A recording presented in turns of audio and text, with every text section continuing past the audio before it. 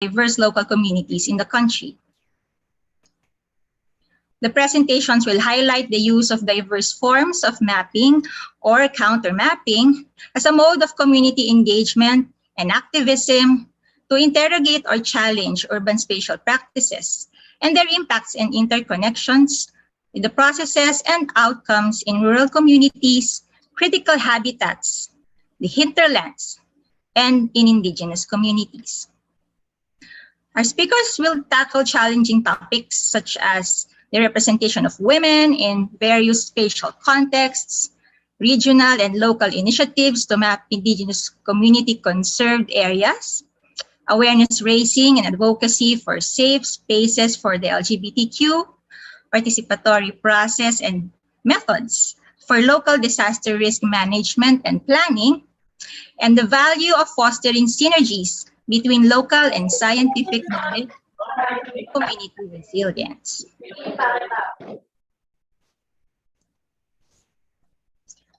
For this plenary session, we will be playing the pre-recorded presentations of our guests or invite them to speak following the order of presentations in our program.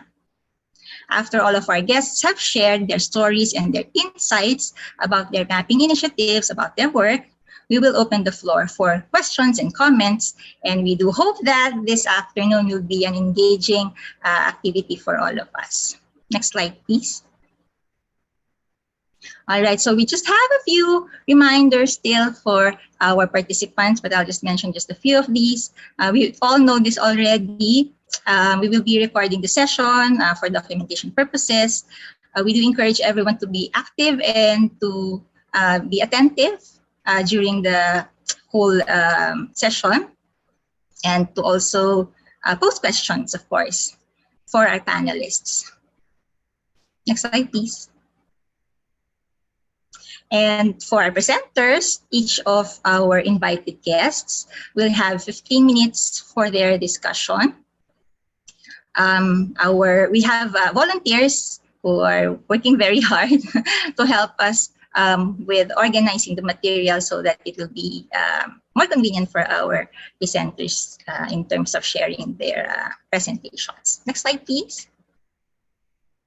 All right, so without further ado, we would like to begin this session with the presentation of our first speakers, Ms. Jen Alcones Aiko and Ms. Lei Lunas. They are the founders of GeoLadies, and they will be talking more about their organization and their work through their presentation that is entitled Placing Women's Struggles at the Forefront Through Mapping. So I'd like to turn over the floor now to Ms. Jen Aiko.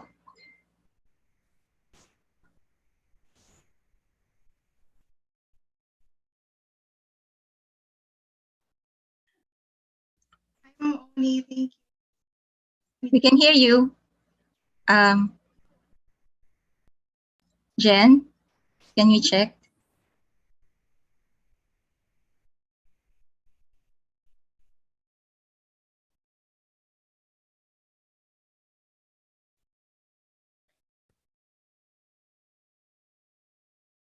Jen? I don't think I can hear Jen. No? Ayan. Yes. So, hello everyone. Welcome to Counter International Conference. Thank you, Ma'am Oni, and the rest of the organization for having me. My name is Jen. I'm from Beach. Lei is not here with us today because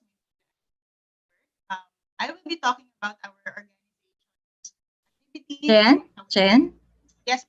I think perhaps it's the internet. Is it good from your end? Can you try? My volume. Okay, we can hear you now. That's okay. Good. That's good. Okay, that's good. That's good. Thanks, Jen. I think it's That's okay. Thanks, Jen. I think it's the microphone that's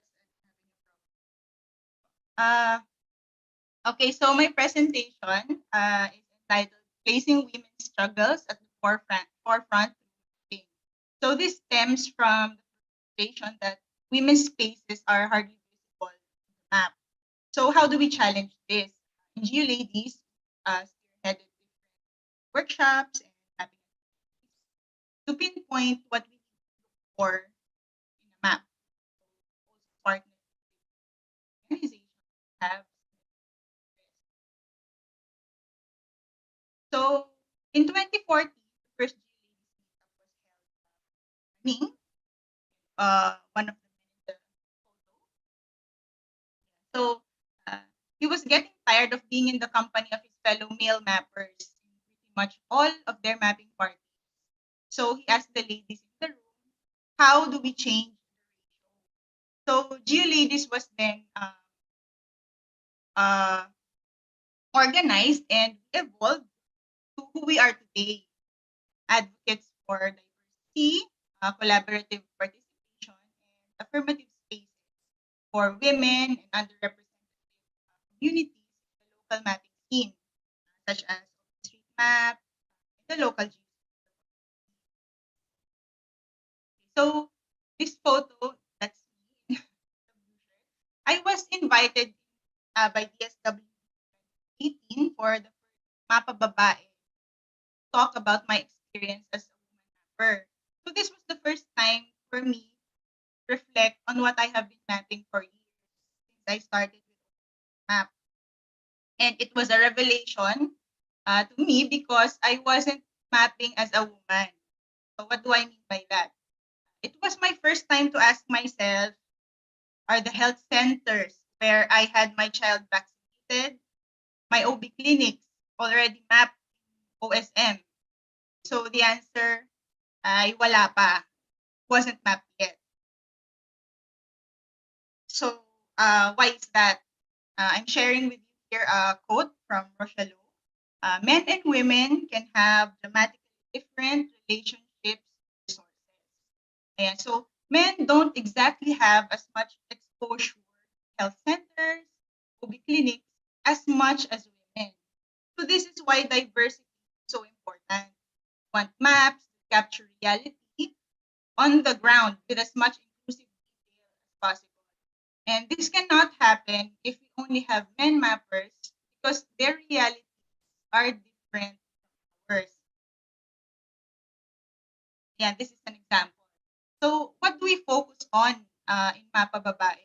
Map particular places are important to us. So some examples are maternity clinics, breastfeeding stations, diaper changing tables, uh, VAUSI desks. VAUSI means violence against women and children. And in this particular screenshot, we have the Women and Children Protection Unit at East Ave Medical.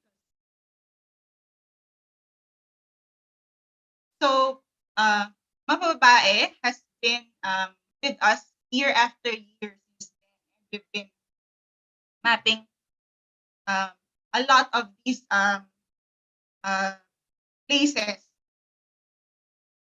So next is we focus on lactation rooms or BFC. Interrogate or challenge urban spatial practices and their impacts and interconnections with the. Go ahead, Jen. Yes, pa. Yeah, please. Thank you. So we now focus on this one simple, always overlooked place for women. We pass by them in malls, in public spaces, airports, but many people are not aware of them. These are breastfeeding stations. I am a member of a breastfeeding group in Facebook. This screenshot was taken, I think, maybe 5 years ago.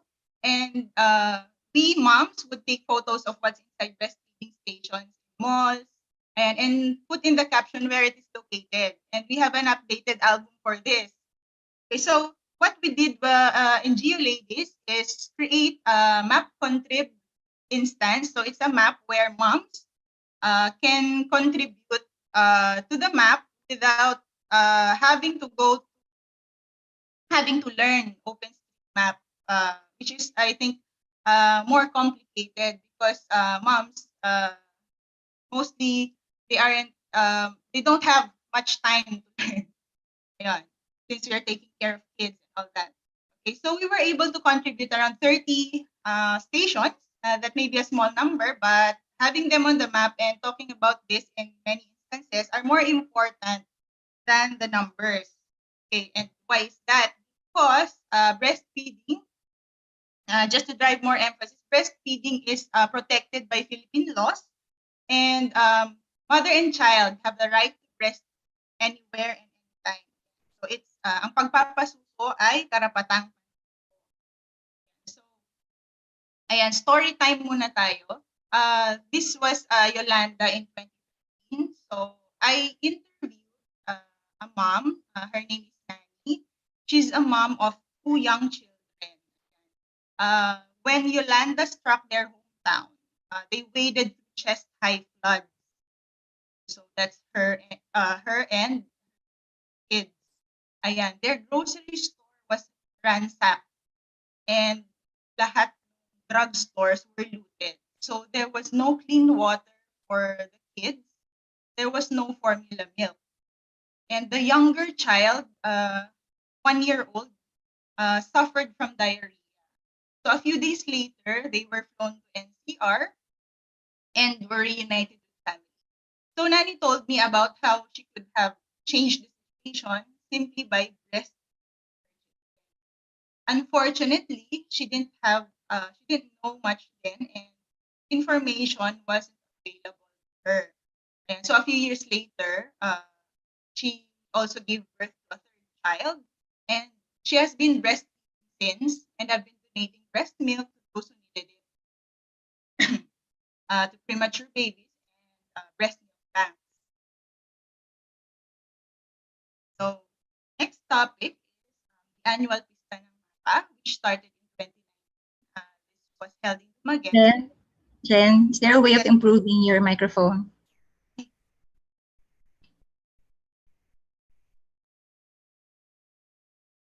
Hello? We can hear you, yes. It's just that sometimes there's gaps in the Choppy? words. Ay, Yeah, choppy. I'll just talk.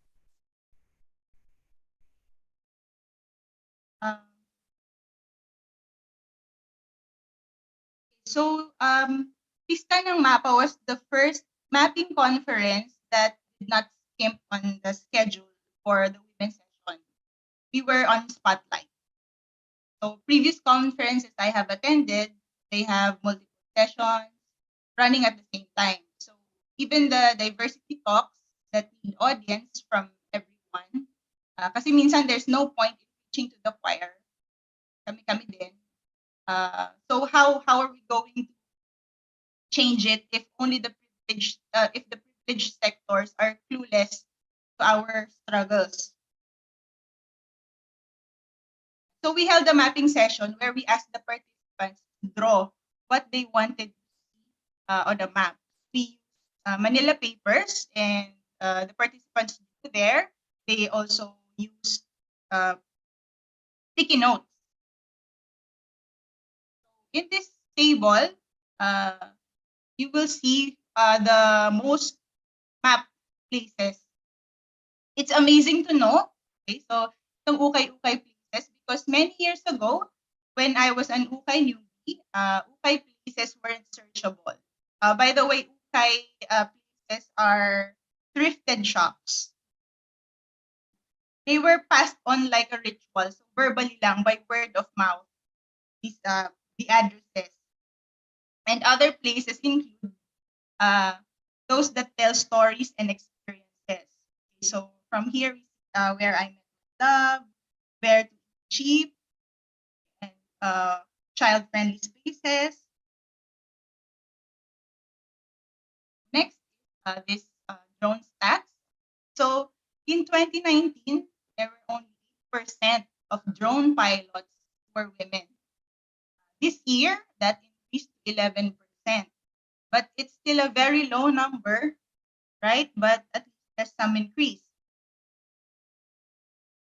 So in 2019, we held a free drone workshop for women in GEO, and we hope to do this again. So Lei is our resident drone pilot. and she would like to let everyone know that we are looking for collaboration and partnership. So we're all about women supporting women in male-dominated industries. They would like um, partner with anyone who can help us organize a drone workshop for women.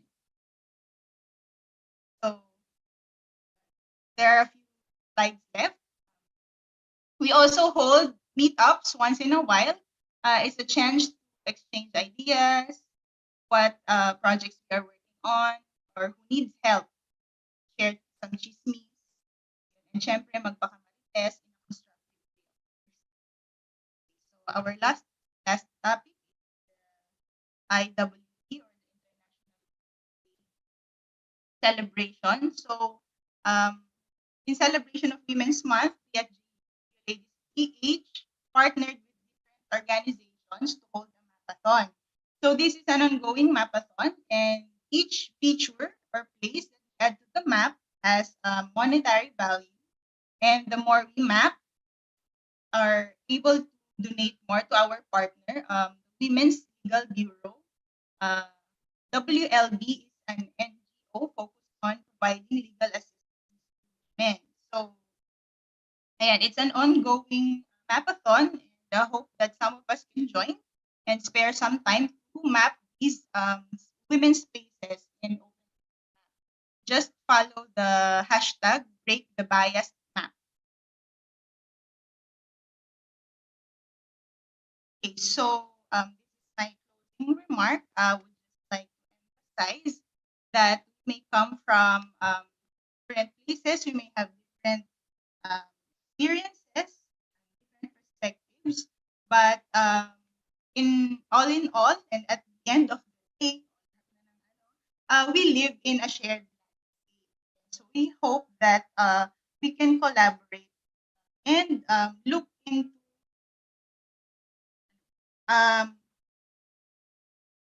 into more partnerships in the future that is inclusive and diverse. Thank you. Have a great day.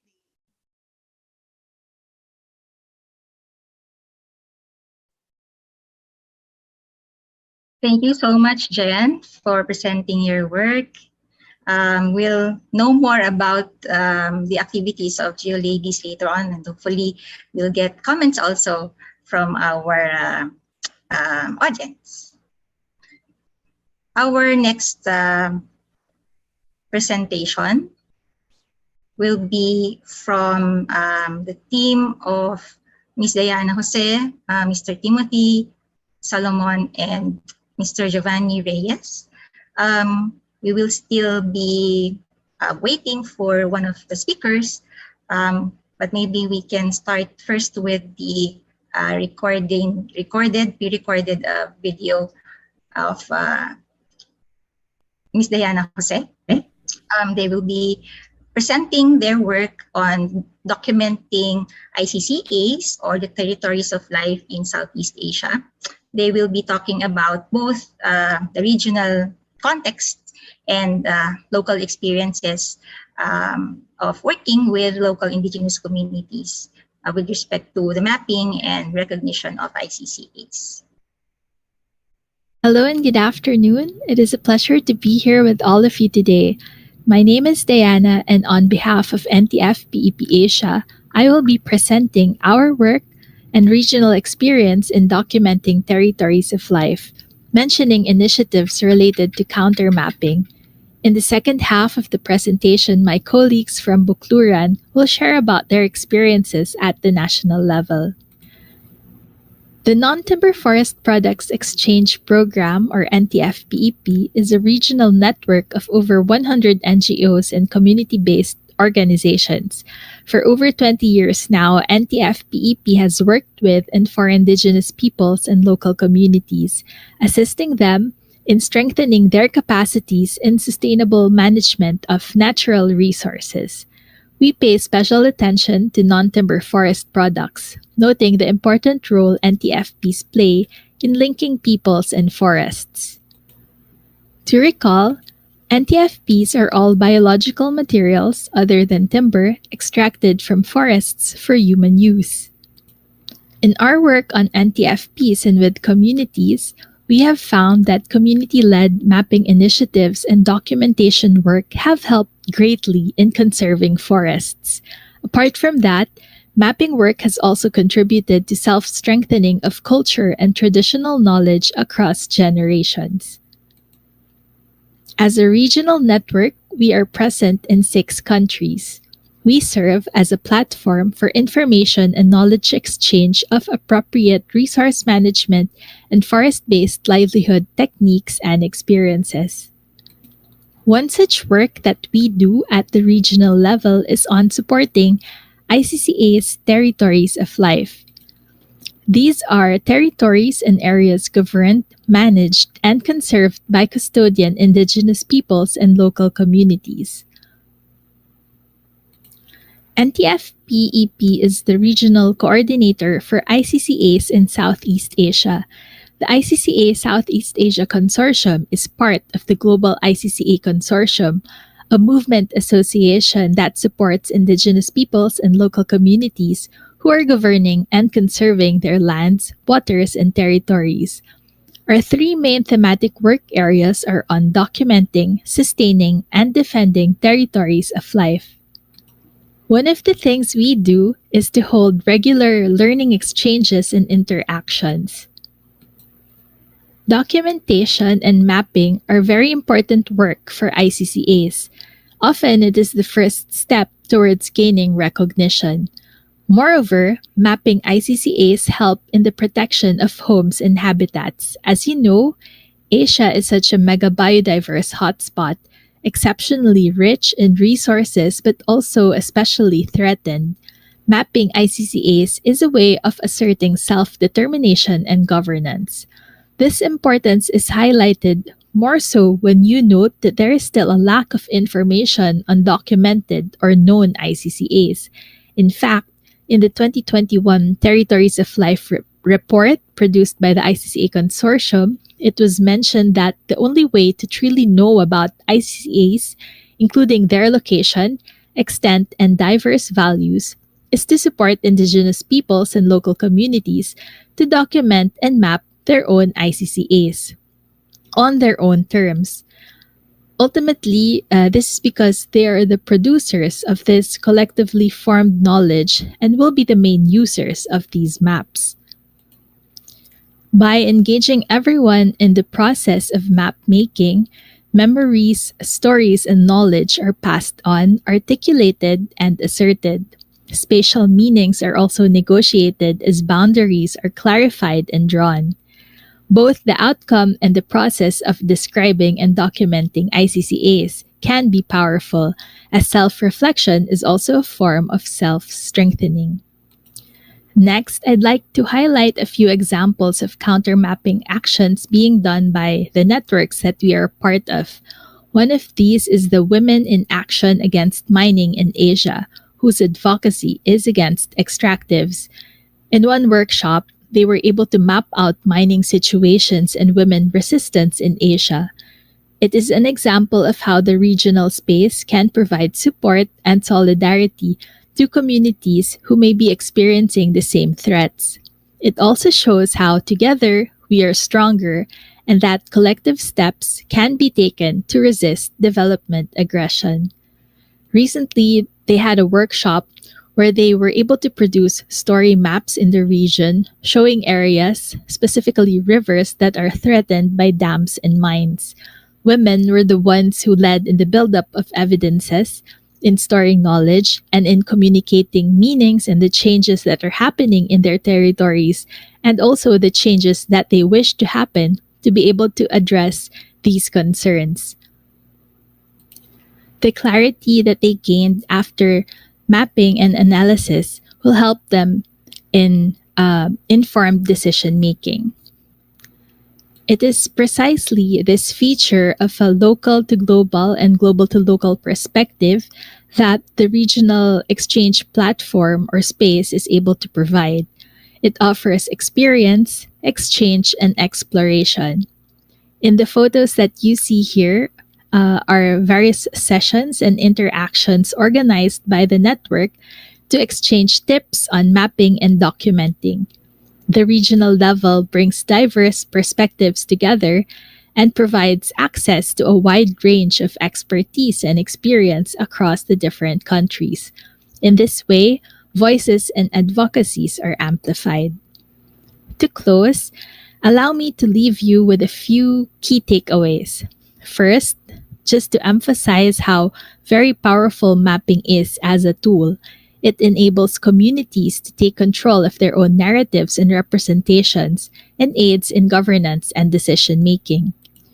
Second, the value of the regional space, allowing for exchange of notes, lessons, and best practices, thus providing broader perspectives. Third, exchanges of views, methods, and experiences enriches the work on advocacy, enabling action and collaboration.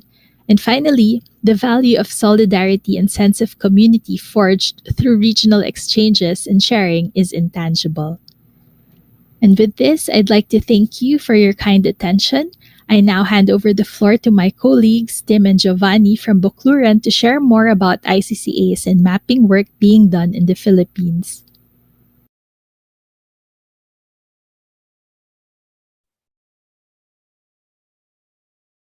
Thank you, Diana. Diana is the program officer of the Non-Timber Forest Product Exchange Program. The president of Bukluran Philippine ICCA, Mr. Giovanni Reyes, with his colleague, Timothy Salomon, will join us later. Perhaps they will be our last presenters for this session. So let's move on to our third presenter, who will be talking about queering of spaces and the mapping initiatives of this organization, MapBex Philippines or MapBex PH. We want to give a warm welcome to our third presenter, Mr. Miko Tamura. Hello, Miko hello, Tamura. ma'am. Minig, can you hear me? Yes, we can hear you. Ubus na English ko, ang aga-aga pa na. Sige, I'll try to share my screen. Okay. Can you see me, ma'am? Yes. Okay, thank you. So, hello everyone. I'm Miko Tamura. I'll be representing my organization, that's MapBex. But currently, I'm the community manager for the Open Mapping Hub Asia Pacific. So I'm going to talk about vaccination, or a play of word with about queering of spaces here, especially in the Philippines.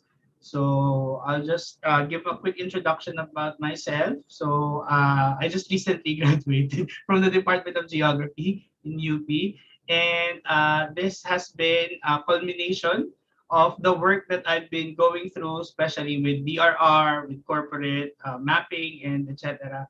And eventually, I was able to put the work that I've been doing in the past years into something that is very close to my heart, which is LGBT safe spaces. So before I start,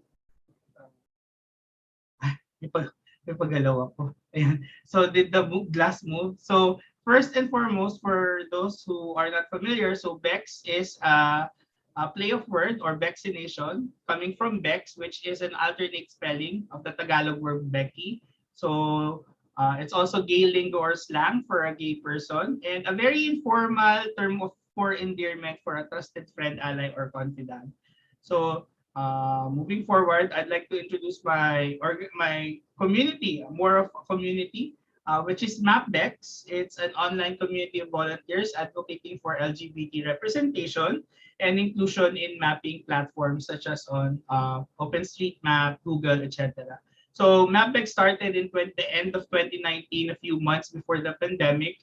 So we had a lot of plans to really launch this community all over the Philippines, especially outside of Metro Manila, but it was hampered because of the restrictions. But luckily, it was also an opportunity for us to really network and gain more support from various organizations and volunteers.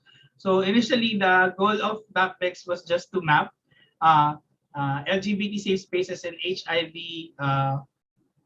facilities. Then eventually it evolved into more various fields like disaster risk reduction, climate change adaptation. It is also involved in environmental protection, etc. And we try to always link it to the involvement of the LGBT community because as aside from it being a vulnerable sector in our community, especially in various and varying times, we also saw the capacity of our volunteers to be part or to make things work, especially the networks and the efforts that are being conducted. So here are some pictures that we've collated in the past years, and I hope you enjoy our presentation. So basically, the point of MapBex is that it outgrew something because there was a lack of representation in the map, especially linking it towards to the idea of the GLADs. So among others, the GLADs has been a very big contribution to developing the idea of MapBex and growing it later on. So similarly, I was able to talk with Andy, one of the GLADs and the lead of mental health awareness, and she pretty much guided us on how the mapping and how we could involve communities, especially in the representation on the work, on the map, and things like that. So luckily, with her guidance, she was also able to network us with other communities, but it was a very difficult start because no one in the community, especially at that point in this digital era, was the LGBT communities are very active online. So if you go to Facebook or social media, you'll see a lot of LGBT organizations, but out of nowhere, it was kind of hard to gain their trust in engaging in such activities such as mapping, and it was always a common thought, but to share to them why it is very important to put these spaces on the map.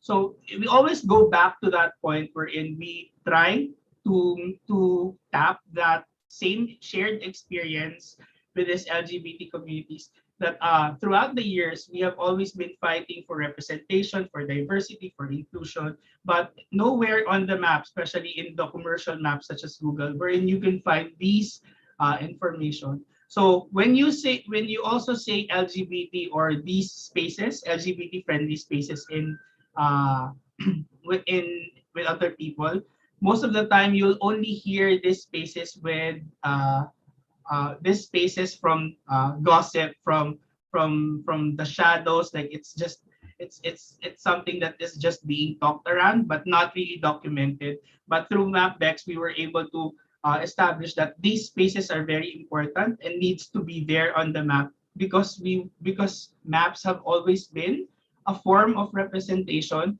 a form of evidence of reality. And we saw through MapBex that our advocacy of being online always would be able to foster that growth of being evident and existent for our society. So just a quick context about LGBT, the state status of LGBTQIA in the Philippines is that up until now, we still don't have any laws in general for the whole country that protect the LGBT from any form of discrimination. So there have been anti-discrimination ordinances at the city level, but none so far for the whole country. So that's what we thought as well, why we need to put these spaces on the map.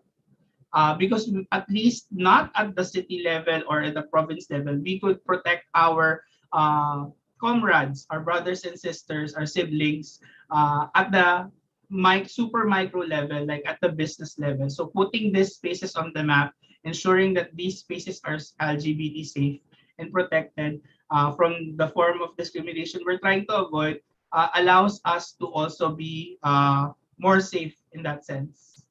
So I'm just going to go through some points wherein how people could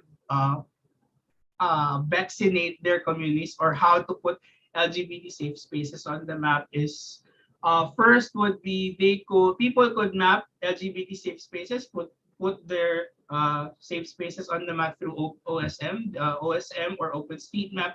has been continuously been progressive towards that part, including the LGBT spaces in the map. So I'll just do a quick demo, like when you could just create an account, locate and confirm safe spaces. So by confirming, it's very important that the consent of that business or safe space, they know that you're putting it on the map. And then eventually you could put it on OSM and identify the feature, then just save. And pretty much that's it. And it's on OpenStreetMap and people have access to that information. So just a quick demo, OSM is like this. So I've already been logged in. So I've been to an LGBT safe space in Nepal. So I'm going to try to put it here on OSM. So I'll just click edit. So it's pretty slow, sorry. So once it's on the edit view, there's an option there. Swerte naman, dahil.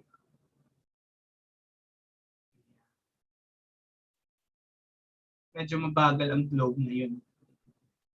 And anyway, so once you press edit, you'll be able to look for the feature or the location, and then you just click on that feature or add it. And then there's an option there always to put in that it's an LGBT safe space. So let's try again. Oh, there it goes. Discard my changes. So for example, I've been to this bar called Pink Tiffany. So it's a very well-known LGBT safe space in Kathmandu. And I actually talked to the owner and told her about the putting it on the map. So before it's just a bar, but here on the left side, you could actually put LGBT. Is it LGBT bar, pub, nightclub, erotic store, community center? So I just put here pub and then just, and aside from that, you can also add other information like smoking hours, address. You could put the phone number for them to contact, etc. Working hours, and is it smoking? Is it PWD friendly, etc. And then just press save, and then updated information. And then just upload it. So pretty much it's very simple. So another and it goes uploaded and it gets to be accessed by everyone publicly in 5 to 10 minutes. It shows up on OpenStreetMap immediately. So another thing that we're using to map LGBT safe spaces is map.kikov.org. So we partnered with a German programmer who's developed this, and we're pretty much feeding the map with the data so that it gets updated, and we locate it. We locate the information and consult the locals on whether they could be put on the map. So visually it looks like this, and then we could also add the feature here. So this is more of a mainstream, easier to access map. So I just tap the coordinates. So as you can see, it's not here. And you can also add the place such as this here. So I'll just make it a bit. So there's just a bit, what's this place? So it's a bar. So I'll just put it the location, save, address save, and put the information there next. And put the source, personal information. So yes. So it's finished. So once the programmer approves of it, it gets uploaded and the map gets updated. Lastly, we have what we call Mapback Stories. You can access this via this link. So we'll be sharing that link later on. So Mapback Stories is pretty much a map of LGBT experiences. So currently we're just developing it here in the Philippines, but it's a way for people to share their stories, experiences, whether good, bad, discriminating, or whatever, anonymously. So we get to still filter this, but it's more of we try to avoid adding personal information, etc., things like that, and other very dangerous information.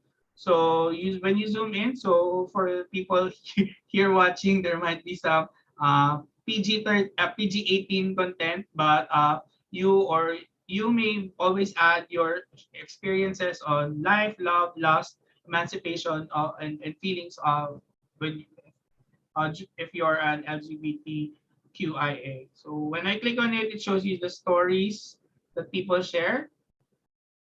So some stories are very light, some are kind of very PG-18, so etc. like that. So how do you add your story here? So it's pretty very much straightforward. You just put in magdagdag ng kwento.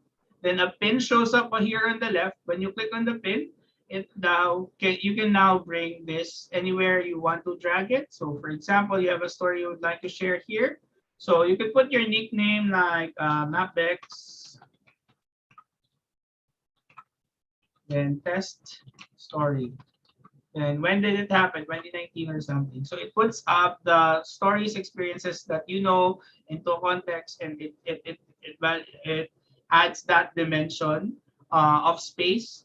And also it's an opportunity for you to share your stories and also learn stories from other people. So once you click share, it automatically gets saved. So we pretty much filtered this and make sure that there's no very explicit content to it.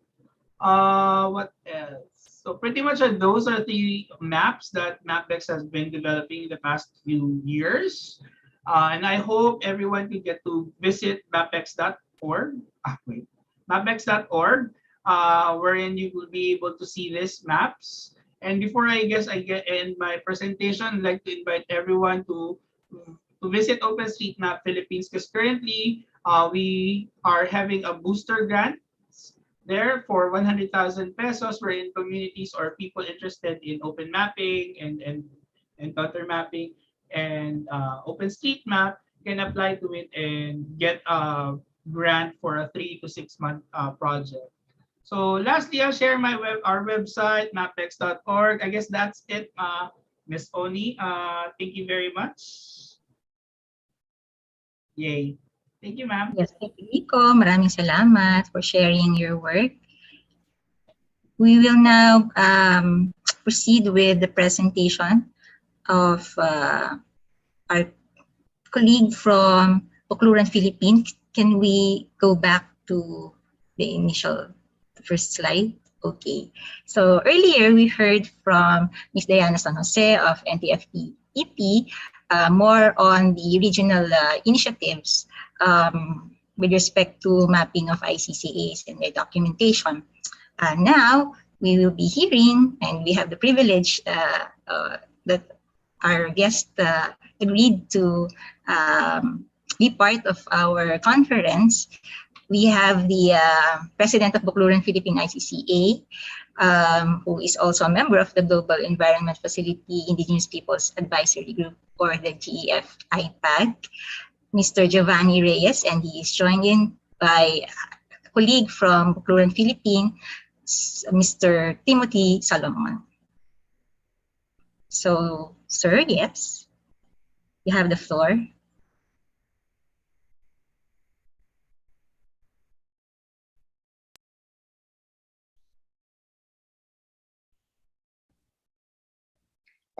Thank you very much for the invitation.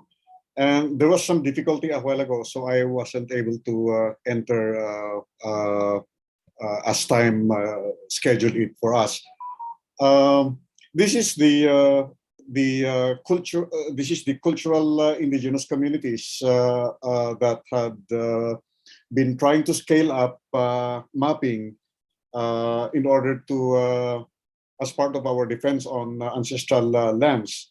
For our partner communities, maps that they can call their own do not arise from 3 to 5 years of survey, but rather it is the product of many years, shaped by many years of interacting with the nature that surrounds them. And as we all know, history is replete with map making used by colonial powers and post-colonial governments, and at present, state and corporate interests to perpetuate myths, lies, and distort reality in order to grab lands and disempower people. A Filipino indigenous person once said with eloquence that we have lost more lands because of maps rather than to bullets. So countermapping, to borrow an excellent phrase by today's organizers, is to do exactly that, to map and claim the future in the footsteps of our ancestors in order to defend local history, assist territorial ownership, and traditional governance over traditional resources. It starts with elders. There's another one. Yes. Countermapping starts with elders, women and youth, recalling and writing names of mountains, rivers, sacred areas, and old villages in their own language and by themselves, identifying lines that include pathways and roads, points that may include homes and tribal halls, and polygons that include community plazas, playgrounds, or even a helipad. It's an empowerment process because the power of mind of a human being at the individual level develops progressively in learning stages. The learning stages can include the capacity to memorize places in relation to community events or landmarks. The sense of sequences of landmarks or understanding routes is also a learning process. And thirdly, the knowledge about locations that allow detouring,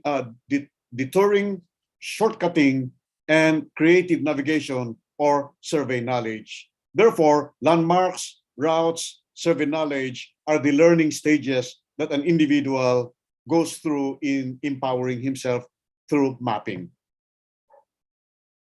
The traditional knowledge and these learning stages that I just mentioned are then translated into its physical dimension in the form of a 3D model.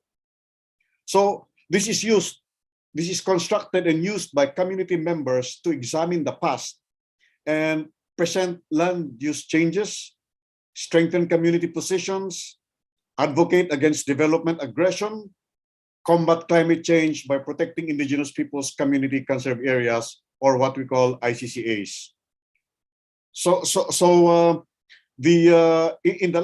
In the last 4 years, from 2016 to 2019, we mapped at least 154,868 hectares of indigenous community conserved areas in the whole Philippines, covering 10 sites. And our colleague from the Philippine Association for Intercultural Development, Mr. Dave De Vera, had the outcomes of these maps analyzed by our colleagues in the World Resource Institute in Washington, and they found out that the areas that we have mapped are able to hold at least 10 million tons of carbon. So 154,000 hectares of community conserved areas in indigenous territories is able to hold that number in terms of tons of carbon, and that is equivalent to the gas emissions of 7 million vehicles annually. So that is one of the invisible functions that people do not see, is this kind of sequestration that indigenous peoples' territories are capable of contributing to society.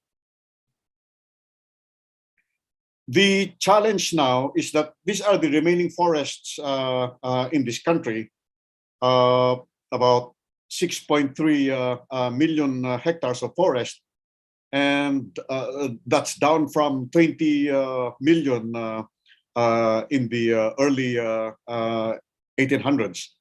So the challenge now is that the territories of indigenous peoples is now in conflict with other government programs, including protected area systems. Let's kindly press the button. But before that, the remaining forests overlap with indigenous peoples' territories here shown in red.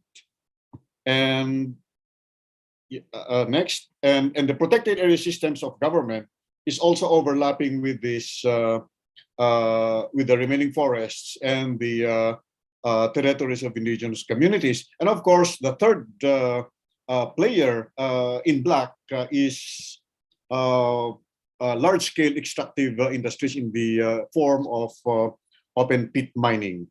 And so the challenge now is how mapping will extricate ancestral lands.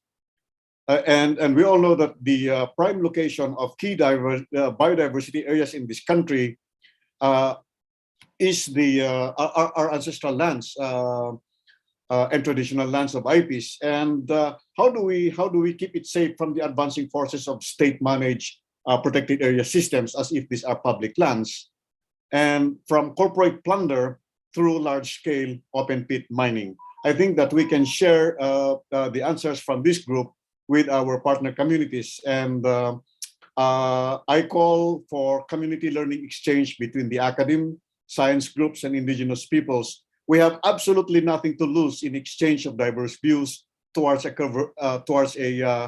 convergent path. Thank you very much, and I give you now to my colleague, Tim. Thank you very much, Jovan. Allow me to share my screen. My presentation would be to follow from what Jovan has discussed. So here I will be discussing the Philippine ICCA database that Jovan has already presented the how of it. I mean, on how it is constructed and its uses in community organizing and in community mapping initiatives. So here are several partners. This was supported by the UNDP and the Embassy of Japan and the Department of Environment and Natural Resources. So we have a database. So if you could see it in our website. So as Jovan has mentioned, maps, the traditional knowledge of indigenous peoples are transformed into maps, and these are used to empower themselves so that they have a strong consciousness of their local situation, and they themselves are able to resolve any conflicts among themselves and hopefully with other parties. The maps also serve as the basis to articulate aspirations and plans. So if they have plans so to improve their livelihood or to protect their natural resources, the map serves as this basis in order to articulate where and how they plan to do these plans. They plan to make this happen. The maps also serve as a platform for engagement, especially when the traditional knowledge is not something that is shared with the outside world. The map serves as that platform in order to converse with stakeholders, to present their traditional laws and their customary policies in land use and natural resource management.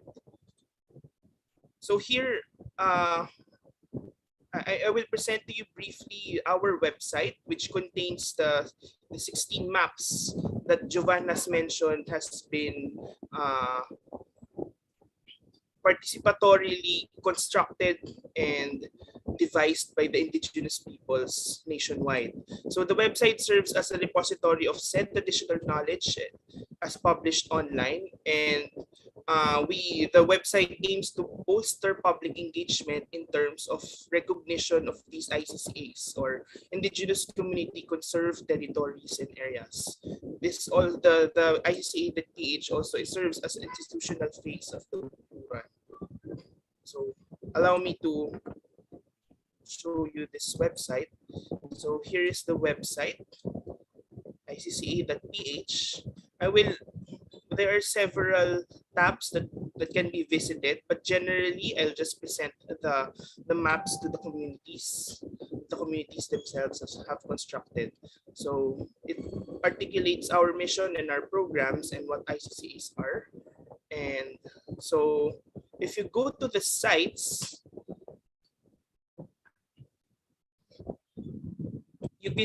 there is a description of what an ICCA is and what it means to the indigenous communities. So the 16 ICCAs are projected against the map of the Philippines. So apologies, my text is in Thai. I guess it's my VPN. So it's here. I'll give you a sample of a map. We'll go to Nueva Vizcaya now, the land of the Kalanguya Ikalahan. And so here's the constructed map.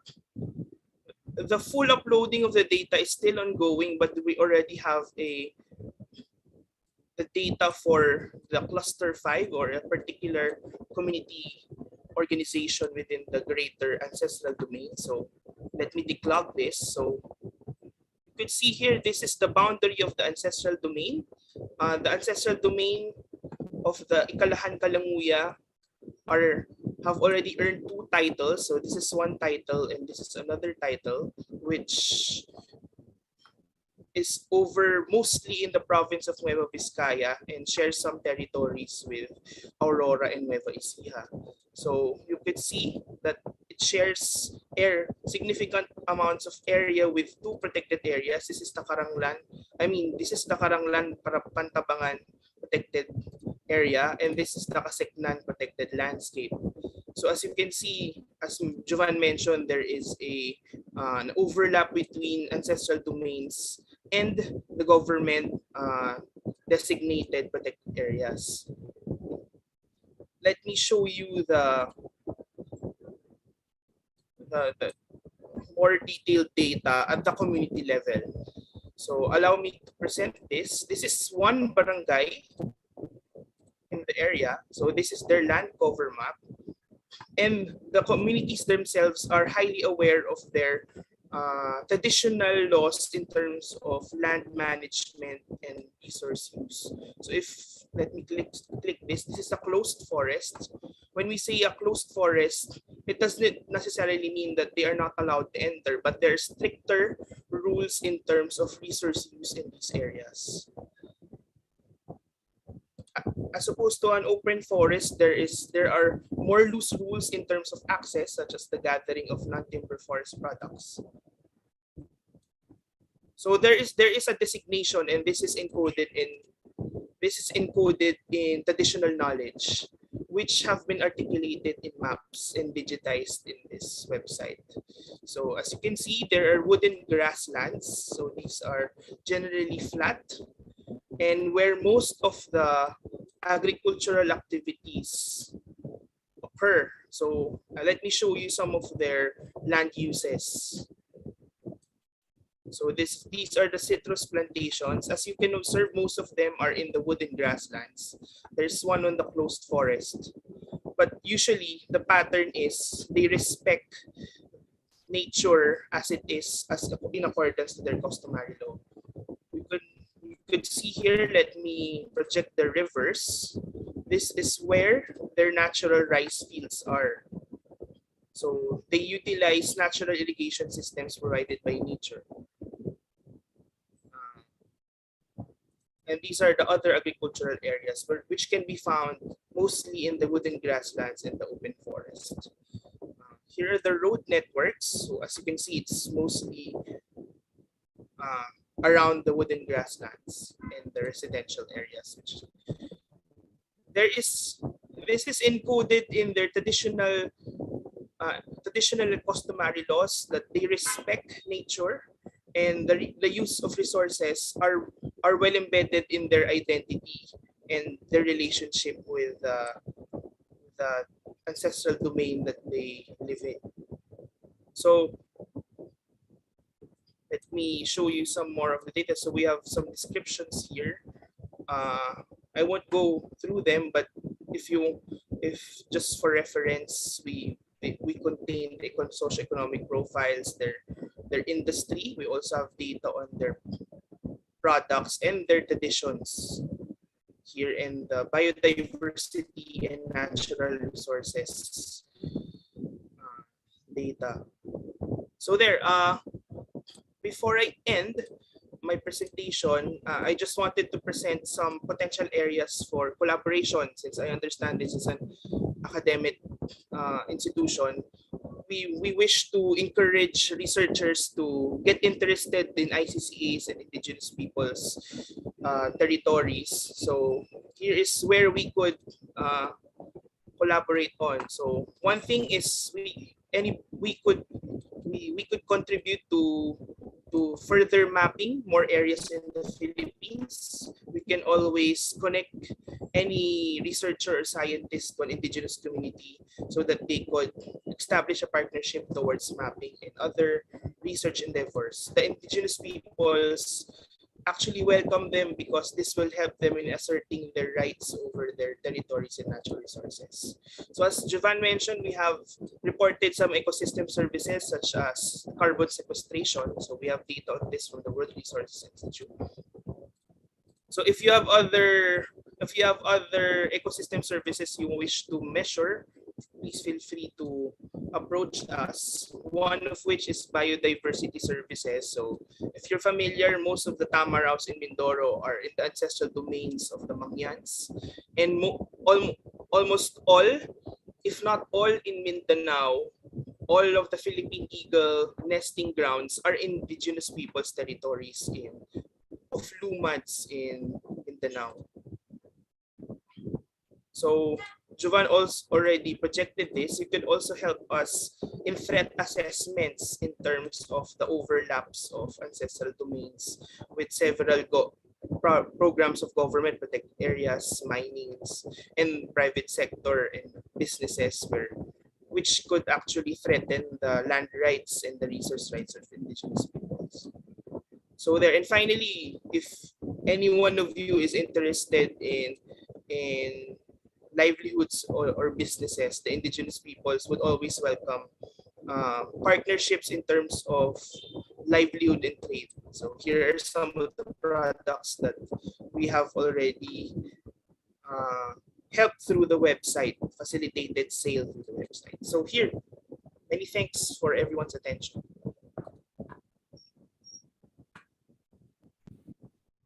Thank you, Sir Jovan and team, for presenting your wonderful work and also for sharing the data that you have gathered and consolidated on ICCAs.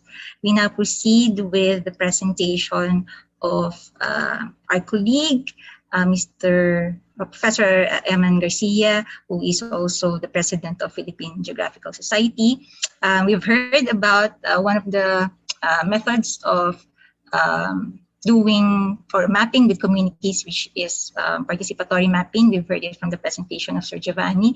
And for this particular presentation, it will focus on 3D modeling or participatory 3D mapping in the city.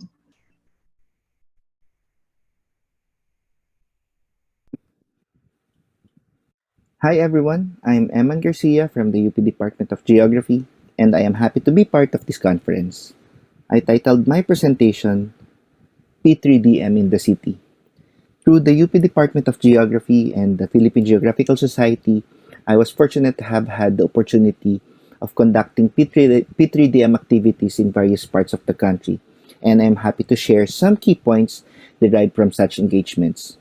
While I am the one doing this presentation, I would like to say that this has been due to the participation of colleagues, of civil society organizations, and of communities who have welcomed us in their respective areas to do the P3DM. Participatory three-dimensional mapping, or P3DM, is a multi-sectoral and community-based mapping activity that creates a standalone, georeferenced, and scaled model of a certain area, showcasing thematic layers of geographic information. The map makes use of tactile and easily accessible materials to feature community information such as housing, infrastructures, land use, vulnerabilities, and capacities, as well as the different hazards that are present in the area. It was introduced by a geographer and was initially used for environmental resource management. But in the last decade or so, P3DM has found its application in the field of disaster risk reduction and management. My first engagement with P3DM was in 2015 when we facilitated the conduct of 4 P3DM activities in Camarines Norte, Philippines. This was part of the geography field class that we have in the Department of Geography and was in collaboration with UNICEF Philippines. guess it's safe to say that the results of our initial undertaking was successful, as our project collaboration with UNICEF continued with the implementation of what we call the child-centered participatory approaches and GIS for disaster risk reduction, or simply CPAG-DRR. One component of this project was to conduct P3DM activities in 11 barangays covering 5 municipalities, which serves as the project areas of UNICEF in their implementation of a child-centered approaches in DRR. We conducted P3DM activities in Itogon, Benguet with Cordis RDS, in Paracale, Camarines Norte with the Center for Disaster Preparedness. We also had this in Mapanas, Northern Samar with Citizens Disaster Response Center or CDRC, in Milagros, Masbate with Tabi Masbate, and in 2 island barangays in Carles, Iloilo with the UP Visayas Foundation Incorporated. Through the P3DM activities that we have conducted, we were able to identify the contributions of P3DM in disaster risk reduction. Primarily, it allows for different stakeholders and DRR practitioners to come together and discuss DRR in the specific context of a particular community. Second, the P3DM, once constructed, can be used in participatory action planning of the community. It also acknowledges the uniqueness of a community. It fosters community empowerment by instilling a sense of ownership of the map and the process to the community. And lastly, it bridges the gap between local and scientific knowledge, which is very useful in any DRR activities. Part of the success of the P3DM activities conducted in the rural areas is because we are providing alternative ways of creating and managing baseline data which the communities can use in their action planning, particularly in DRR. It is relatively easier because of the relatively less dense population and information to be summarized in the map compared if it is to be done in an urban setting.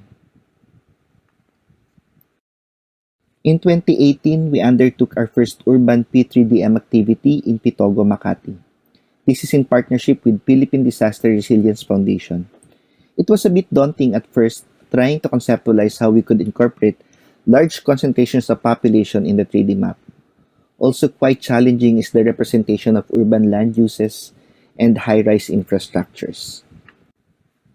The project collaboration with PDRF ensued with the implementation of the Project Connect, and then it included Barangay Commonwealth in Quezon City. This is our biggest P3DM that we have constructed to date. Among the improvements that we added were the use of LED lights to depict hazards in the barangay, and this is the finished map showcasing the hazards that are present in the area, such as flooding, landslide, and fire. The process of doing the P3DM is basically the same as our process in our past P3DM activities. This is summarized in the short video presentation of our P3DM activity in Barangay Commonwealth, Quezon City.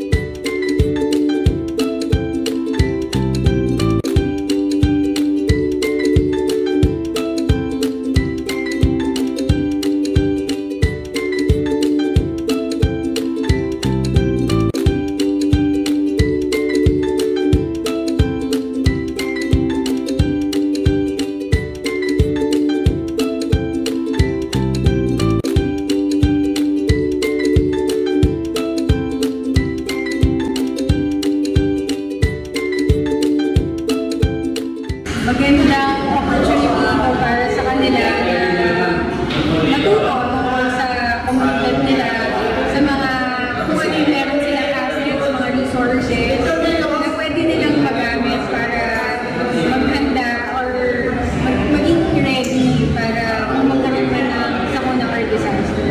Ang naano ko dito yung agarang malalaman kung saan yung areas na halimbawa nagkaroon tayo ng mga libidad o sakuna, alam namin na agad, nalalaman namin agad kung ano yung area na dapat namin puntahan. Yun po yung pinaka-best.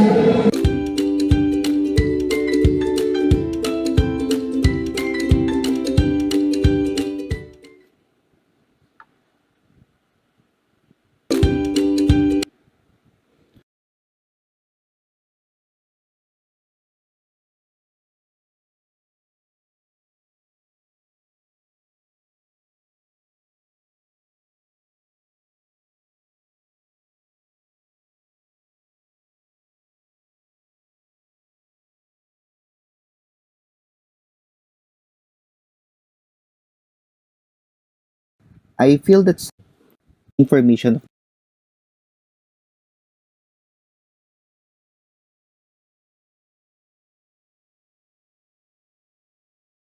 we applied the same process in constructing the 3D map of Barangay Bagong Bayan in Quezon City. What's interesting in this activity is that we were unable to completely fill out the information of the whole barangay due to the presence of private subdivisions and high-rise development in the area. Unfortunately, baseline data proved inaccessible even with the barangays spearheading the activity.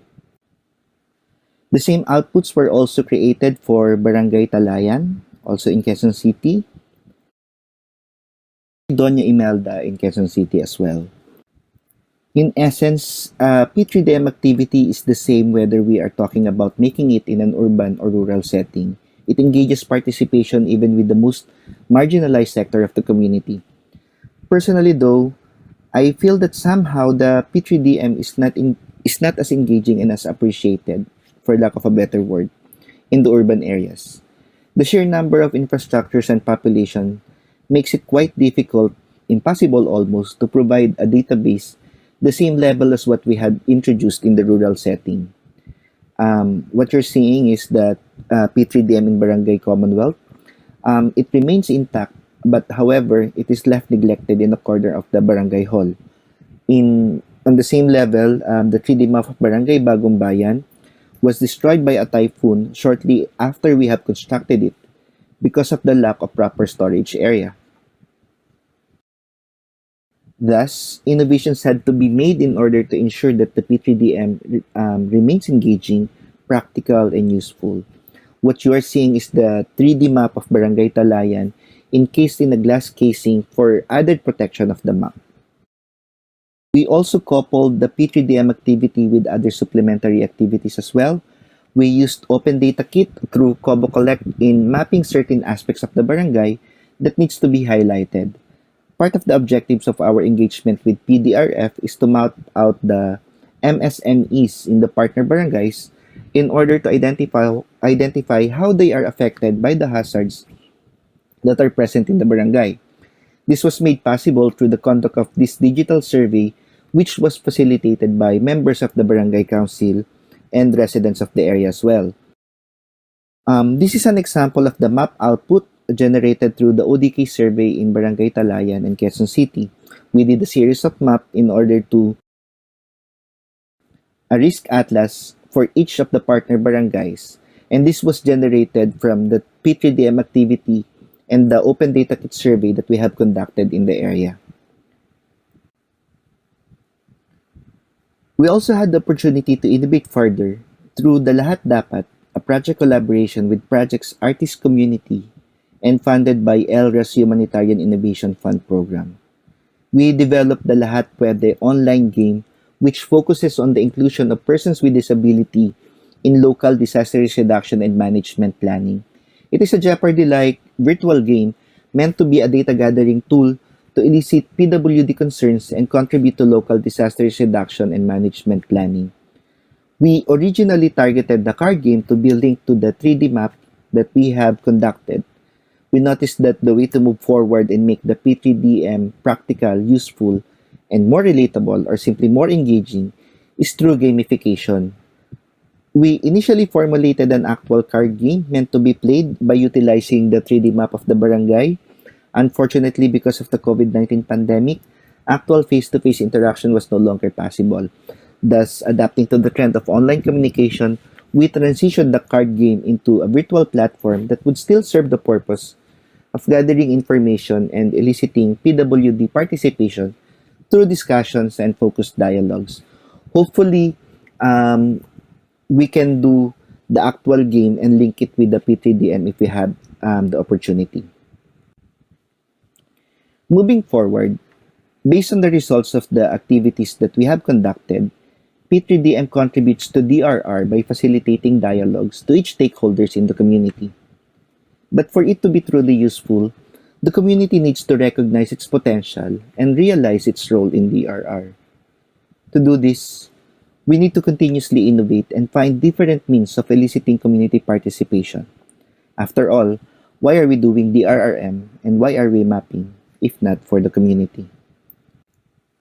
Please allow me to acknowledge the following: the UP Department of Geography, our partner LGUs and civil society organizations, UNICEF Philippines, PGS CPAG DRR team, PDRF, partner communities, and everyone we have had the opportunity to partner with in conducting our P3DM activities.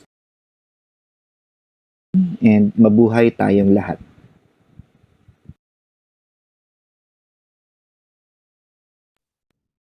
Thank you, Prof. Garcia, for your presentation. Our class presenter, Mr. John Warner Carag, is a member of the AGHAM Advocates of Science and Technology. He will be sharing with us his work along with fellow scientists, Dr. Sanja Catane, John Romel Flora, Jethro Capino, Chati Nego, and Alfred Louis Panganiba on one of the, most talked about DDD projects under the Duterte administration, which is the Aerotropolis, which will be built along the Manila Bay area. So let's hear more about this research and the community work from the presentation of Mr. John Warner Carag. Good day, everyone. On behalf of my teammates, I will be presenting our work entitled Articulating the Physical Setting and Natural Hazards Along the Coasts of Manila Bay, Issues on the Development of the New Manila International Airport. This presentation and its accompanying paper are the result of an extension project in 2018 to 2019 funded by the UP OVCRD and implemented at UP National Institute of Geological Sciences in collaboration with civic organizations such as AGHAM Advocates of Science and Technology for the People.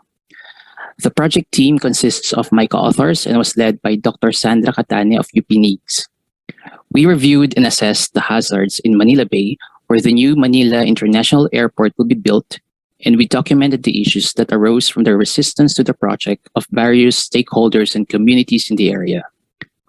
We are grateful to the conference organizers for inviting us to present our study, particularly to Professor Maria Simeona Martinez. Thanks, Ma'am Oni. Hopefully, at the end of the presentation, we will have conveyed a glimpse of the precarious situation of the human and natural communities in the Liptip, their resistance and aspirations against the backdrop of an aggressive infrastructure development, which is the new Manila International Airport. The new Manila International Airport, or NMIA, also known as Bulacan Aerotropolis, is a component of the Manila Bay Integrated Flood Control, Coastal Defense, and Expressway Project, a priority project of the Philippine government. This involves the construction of a dike or coastal expressway along the northern shore of Manila Bay, multiple reclamation projects for mixed-use development, including the expansion of the Manila Harbor, and the construction of a new airport. The NMIA will become an alternative transport hub to the heavily congested Ninoy Aquino International Airport. It is said to generate jobs, improve transport links, and boost trade, commerce, and tourism. Despite the predicted benefits, it would result in the displacement of the coastal communities and the degradation of ecological ecosystems of Manila Bay. The Manila Bay is considered an environmentally critical area, or ECA, And when infrastructure projects are proposed to be built there, a more stringent assessment and documentation are needed, including the Environmental Impact Assessment or EIA, Environmental Impact Statement or EIS, and the Environmental Compliance Certificate or ECC. These documents should become public prior to any ground preparation, but the ECC for land development of NMIA became available only on August 15, 2019, a year after the initial groundworks had been done, for example, mangrove cutting. The controversy stems from the unavailability of EIA documents and limited consultation with the stakeholders. Vulnerability to natural hazards was used to persuade the communities to accept the project despite minimal information. For this presentation, the area of interest is the Liptip, a coastal community on the northeastern shore of Manila Bay. It has a total land area of 23.8 square kilometers and a population of 5,490. Artisanal fishing and aquaculture are the primary income sources. We assessed the prevailing hazards of the Liptip and the potential impact of NMIA and collated the sentiments of the community from literature and anecdotes. We also documented the history of NMIA project from its conception until the time of this presentation. The assessment of natural hazards involved the review of literature and field validation.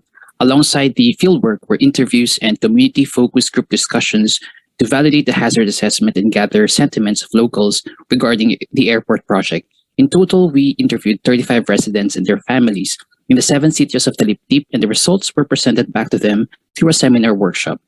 The chronology of the NMIA project was gathered from residents, government agencies, people's organizations, and the media. Liptip is bounded by the Bataan Peninsula to the west, the Pampanga Delta to the north, and the shorelines of Manila and Cavite to the east and south. The northern coasts of Manila Bay form the Pampanga Delta, a broad tidal river delta complex consisting of sand to marsh plains and underlain by mud and volcanics. The delta has multiple anastomosing tidal channels and gently sloping tidal flats. The Liptip is built atop these gently sloping tidal flats. Manila Bay receives a mean annual rainfall of around 2,500 millimeters.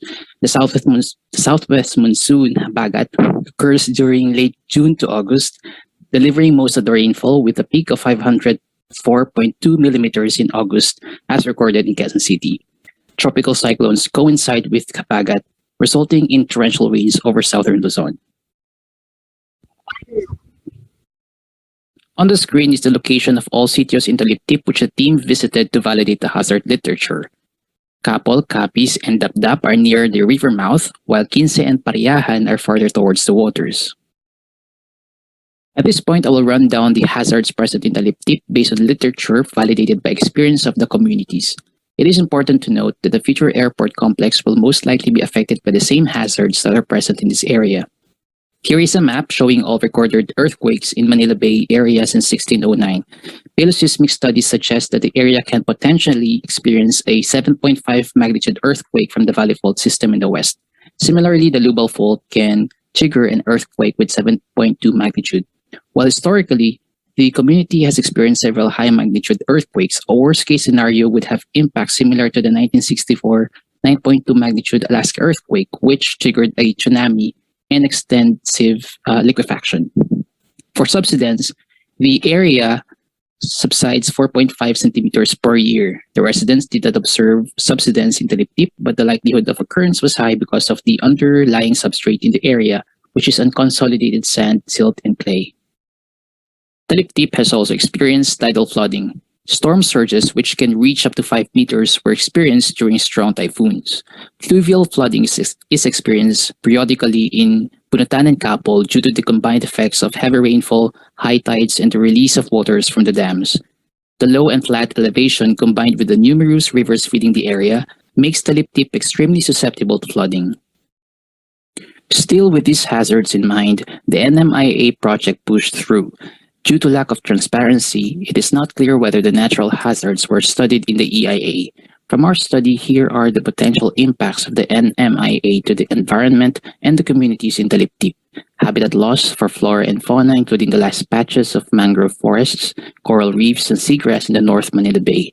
These are extremely important because they serve as spawning and feeding grounds of organisms that benefit the artisanal fishing industry in the Liptip.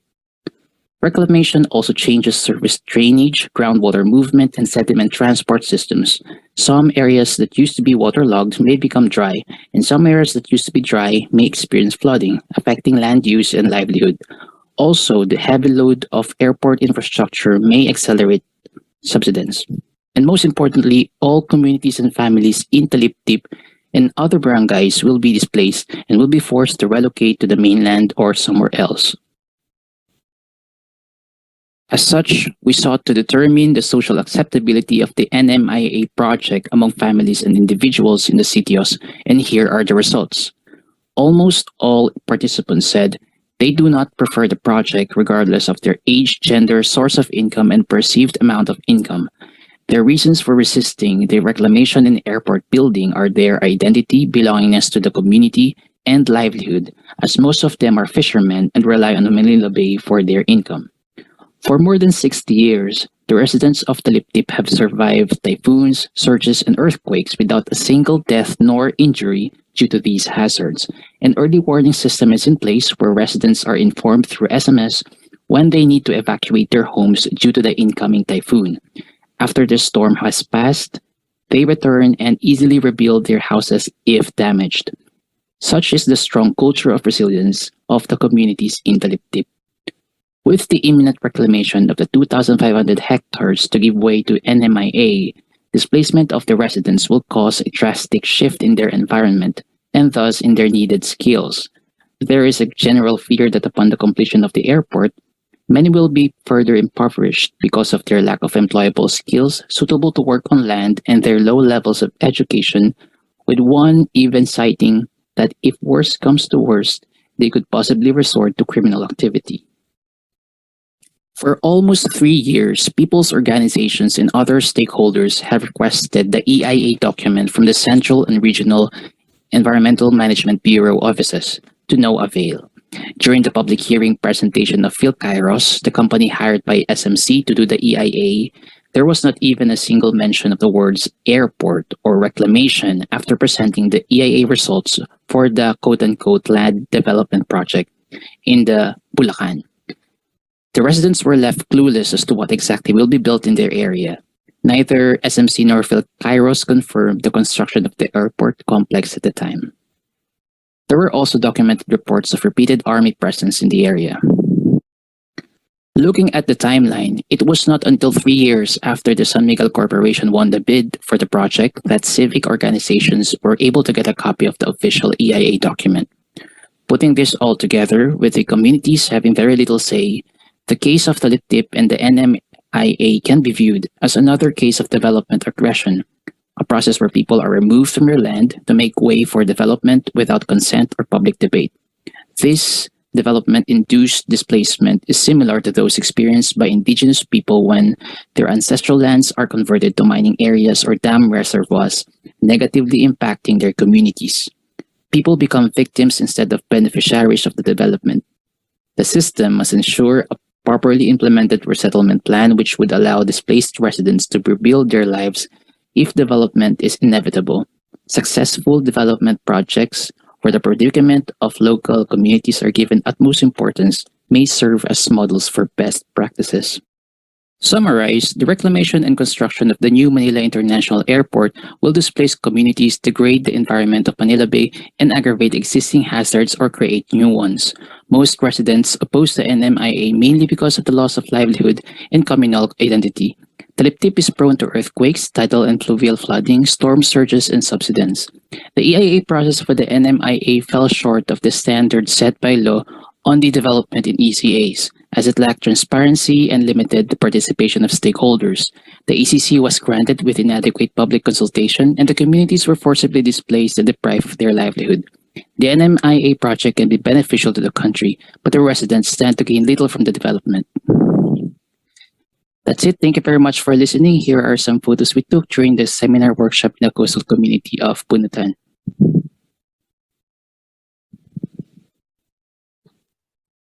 Thank you so much, Warner, for your presentation. Our chat box has been quite busy all throughout the presentations of our guests. I would be reading some of the comments from our audience. one of the comments that we had. So I hope the panelists are ready to address these questions or these comments or suggestions of our participants. So the first is on safe spaces.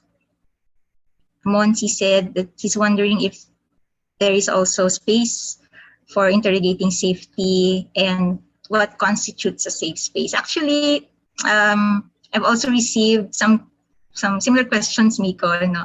Whenever I talk about the work of MapX, they ask about what constitutes safe spaces. Further, Monsi commented that not all queer spaces seem to be safe for all identities or orientations in the LGBTQ class.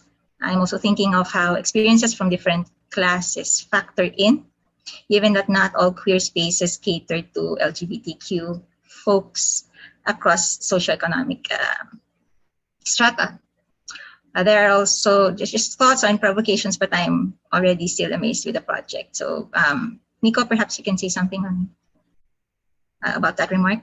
Yeah, thank you, Ma'am Oni and Sir Monsi. Pang Miss Universe naman ang first question, ma'am. So, for the first question, yes, it was already considered the concept of safety. How do we consider it? Pero there would be always that point that we would be needing to delimit the definition, and through MapBex's methodology, what we consider as a safe space is that we get consent, especially at the point of the business owner, especially dun sa mga especially for those we are trying to tap, the businesses that, since we do not have a more general scope of that level of protection. So at least if we are able to secure that signed memorandum of agreement and understanding with that business owner that they are declaring themselves as safe space, then they would need to abide these sections of safety and protocol, etc. So if we get that consent, MOU, MOA, whatever, that's the point wherein we could conclude and advertise and pretty much put it on OpenStreetMap, or either verbally, but eventually what we would want to achieve is that at the written level they could secure us that hey and say that hey, we are a safe space and we would cater to all of that.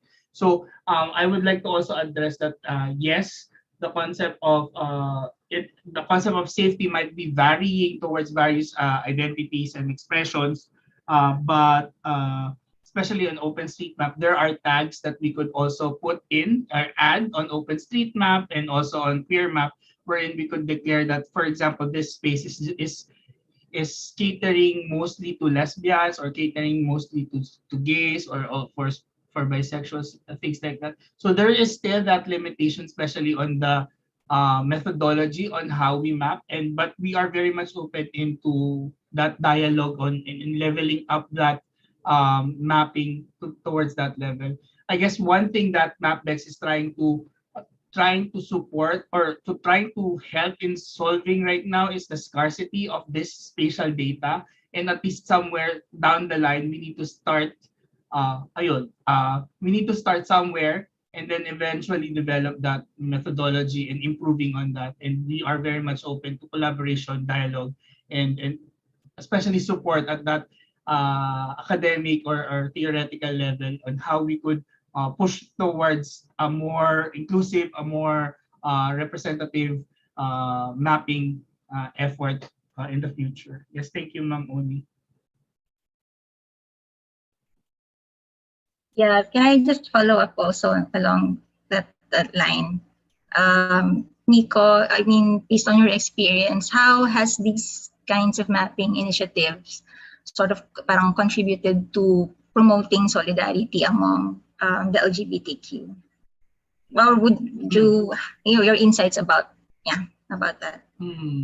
I think one thing that the mapping helped is through network building. Secondly, we were network building within the communities of the LGBTQ, because pretty much when you are more brave in putting your safe space there, people get people get connected to your organization better. And I think that's one gap of my generation talaga. Hindi, of the of the older generation kasi our references were blogs, chismisan or talks or yung mga kwento lamang.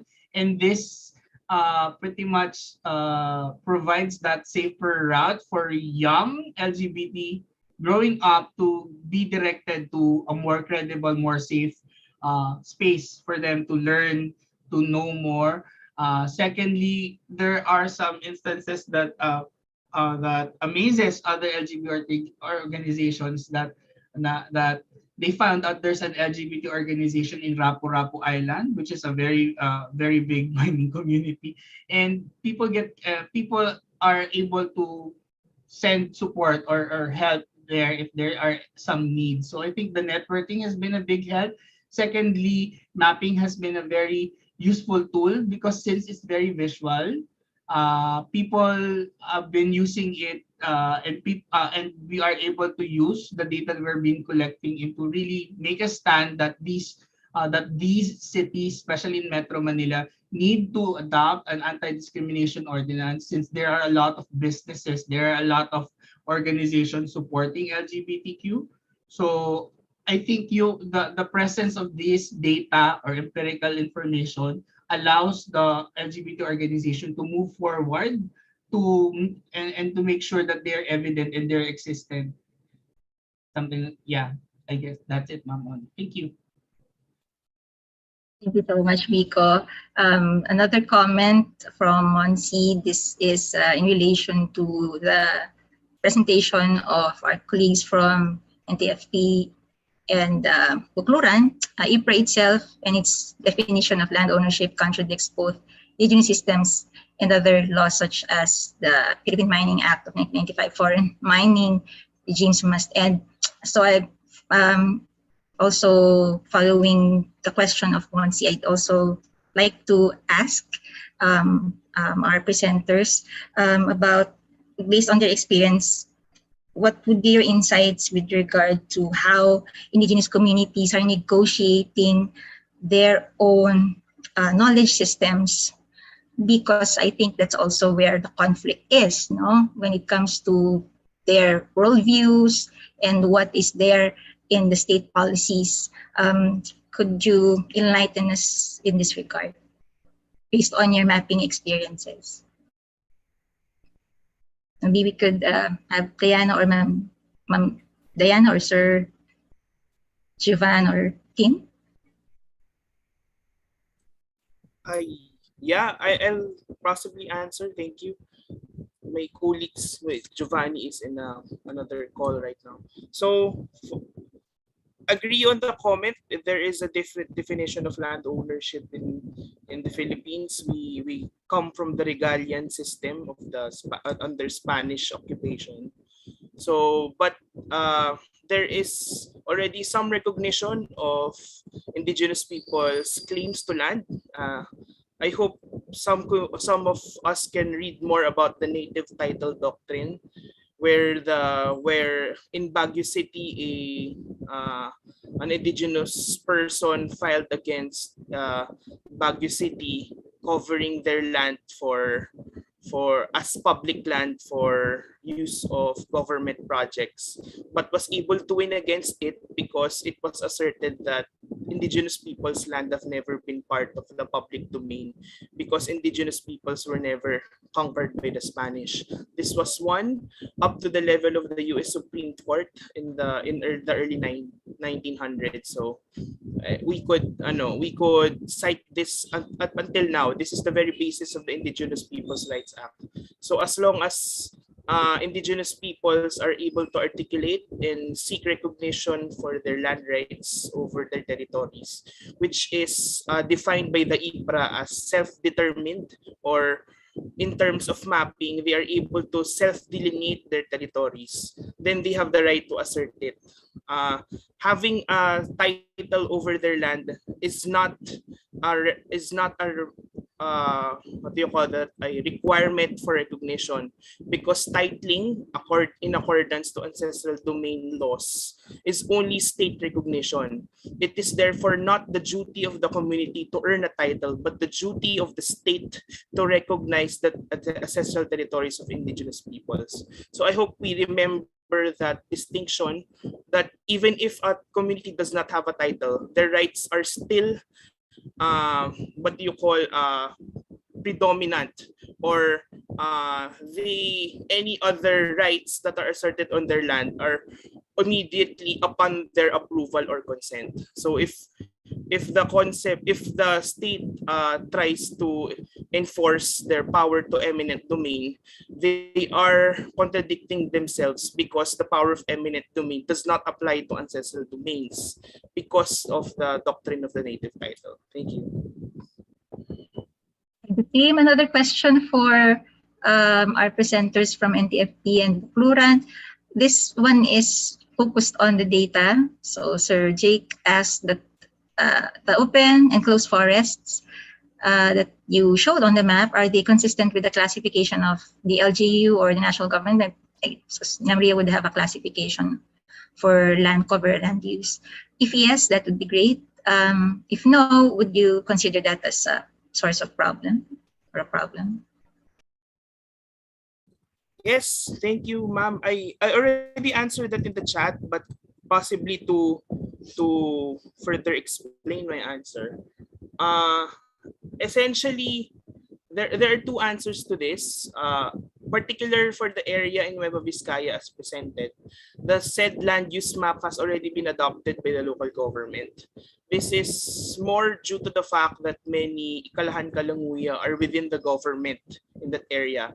So because the indigenous peoples themselves are in positions of power, there is not much conflict, and the government's policies are in accordance with the customary laws of the indigenous peoples in the area. Otherwise, I wish to make a certain point that government official maps on land cover often use remote sensing technology, and therefore are not as accurate as the community-based and local knowledge-based maps that we produce, as discussed through the methodology that Giovanna's presented, where communities themselves articulate the additional knowledge in 3D maps. This means to say that even if there might be contradictions between official government data and indigenous people's data in terms of maps, it is almost always the case that the indigenous people's knowledge are more accurate, because their knowledge is local. It's not based on a satellite image. So there are some cases, for example, in the same community, that the government declared a certain plantation of corn a forest because simply of the green color. So I guess there lies the difference in methodology, because there's nothing beats actually living in the area and then articulating it in the map, and really asking the people who interact with nature on a daily basis than from a desk. So yeah, when there is a problem, when there is a conflict, we have some methods in terms of harmonizing the policies. We try to present the data and the methodology that we use, and almost most of the time the government is open as long as we present the evidence in the manner that we have just presented now, because there's no way to discredit the data, because we have the pictures, we have the geotags, and they are the people living in the area.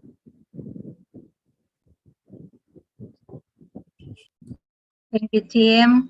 There are comments on the games. A lot of people seem to be interested with the games that comes with the participatory 3D mapping activities. So, Sir Eman, can you share more about that innovation?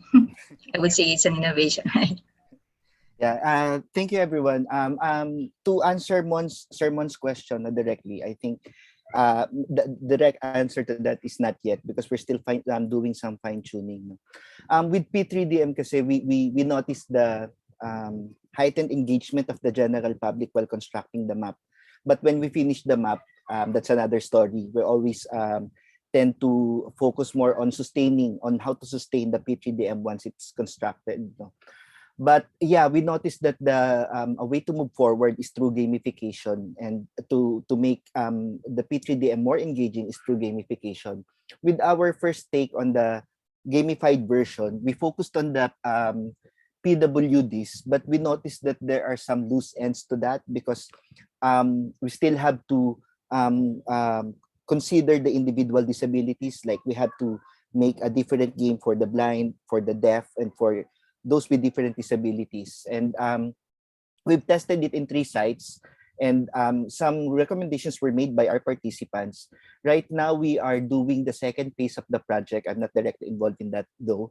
But instead of focusing on simply the PWDs, I think we are gearing towards addressing it to the general public. But once we are done with the game, I think we will make it public and share it with the public so that everyone can use it as well. Thank you. I have another question, Emma, still on P3DM. And Yes, ma'am. what interests me recently would be your collaboration with artists. How's it going so far? And what would be, I guess the greatest advantage of working with them so far? I don't see any disadvantage. So far, it has been Yeah, great. yeah, advantage lang. I was asking for the So far, it has advantages. been great, because I think one of the another advantage of the P3DM is its aesthetics, and with partnering with the different artist community, we are given different way to approach how to visualize the data. I don't remember when, in 2018, I think, with our first engagement with Projects Artist Community was in Dengalan, Aurora, where we tried to do the light show on the P3DM. No? So there are different takes and attacks to this. There are also different approaches that the Projects Artist Community are doing in line with the project. So for instance, there's also this photo voice. We're also incorporating geonarratives with Sir Joseph and the Department of Geography. So yeah, it has been great, and it opens a lot of opportunities to represent and to analyze the data more visually, I guess. That sounds very exciting, Sir Eman. Thanks a lot for sharing your work. Okay. Would there be other questions for our panelists? We still have time for a few more questions. Or maybe if it's okay, I'll go ahead and ask a question for Agham, for Warner. Hi, Warner. Right now, because I think the research output is accessible, right? I mean, everyone can download it and access it from a particular source. That's also one of the references that we used in one of my courses when we had an activity, a short visit in the same area in Talipip. But how has this document been, what was the response? And where, I believe that you have shared this also, not just with the local community, but with other state agencies. Can you share more about the response of those who are supposed to respond and react on the data that you have presented?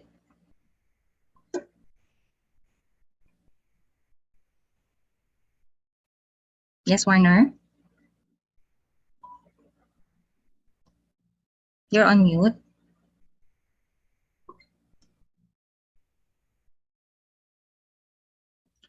Oh, can you turn on your microphone? Baka your audio isn't working. Okay, so, oh yeah, sure. Okay, so there might be other questions. There might be other questions from our audience. We still have a few minutes for a couple of questions. Any other comments?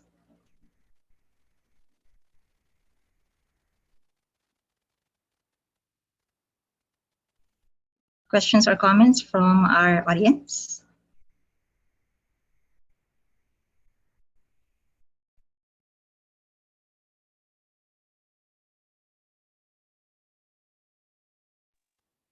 Okay. Hi, Warner.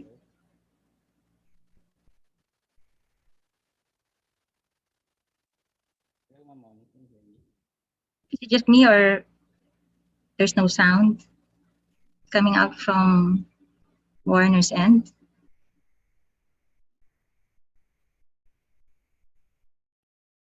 Yeah. Okay. I'll join the Zoom. We can hear you now, Warner.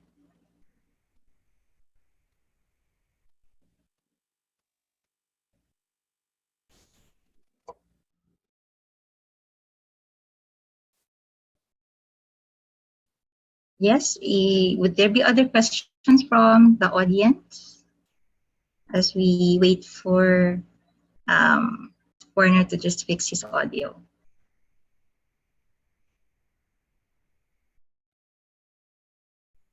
If you have questions that are specific on the presentation of Ms. Jen Alcones and GeoLadies, you may type your questions here in the chat box and we'll just forward it to GeoLadies and they can perhaps respond to those questions via email as well.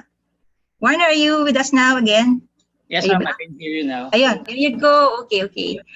So my question earlier was, well, I understand that the study is actually open. It's open access, right? I think it is downloadable. Sorry, what's downloadable, ma'am? The document, the study that you presented. Yes, po. We have a report available online po. Yeah, that's great. What do you think, or in terms of disseminating this information and where, the state agencies that are supposed to respond to this, in what ways or what were the ways that you have already sort of explored already? Did it work or well, obviously they're still gonna build the airport, but what are your prospects, I guess, when it comes to continuing this kind of work in the said area? So first, we disseminated the results of the study, ma'am, to the community itself because it's very important for the community to process with us to validate the data and the results that we got from the field work and the literature review. And then second is to disseminate this study to venues such as these conferences where we are right now to share it with like-minded individuals and groups. And then this study was used by a application for yung writ of kalikasan application in the Supreme Court to stop the construction of to support the issuance of a moratorium to stop the construction of the Aerotropolis, but that did not proceed as well. And finally, we were able to share it with the legislature, the Senate committee hearing for this for the application of NMIA for their permit to build. But instead of hearing us for several more minutes, parang our slot for that particular time was reduced to around 2 minutes. So imagine we were cramming everything that we presented earlier in a time span of only 2 minutes. So yeah, so now we're still in the process of writing this. Actually, we already submitted this to a journal publication with the hope that documenting these types of infrastructure development, and which are actually we think are very aggressive developments. This is important to document because we will not be able to know which parts or which communities disappear without these types of studies being published in journals. So that's our next step so far. Thank you so much, Warner, and thank you to all of our panelists, our speakers for this plenary. Thank you also for our audience for participating in the discussion. We hope that this will be not just the only opportunity for us, no? Sabi nga ni Sir Giovanni kanina, collaboration is also the key here. And it's good that we look at the different prospects and possibilities for mapping. And hopefully there will be future opportunities to engage in these kinds of endeavors together with our panelists. So we are now concluding our second plenary session, and we should be getting ready to join the next batch of sessions that will be held shortly after the plenary. We'd also like to remind our audience to respond or answer the evaluation form. This link has been shared time and again. No? Every time there's a panel or plenary presentation, we hope that you will be able to respond to the evaluation form. Also, make sure that after attending the panel sessions later, you will also still be there for the closing ceremony of our two-day program. Once again, I am Oni Martinez. Thank you and good afternoon.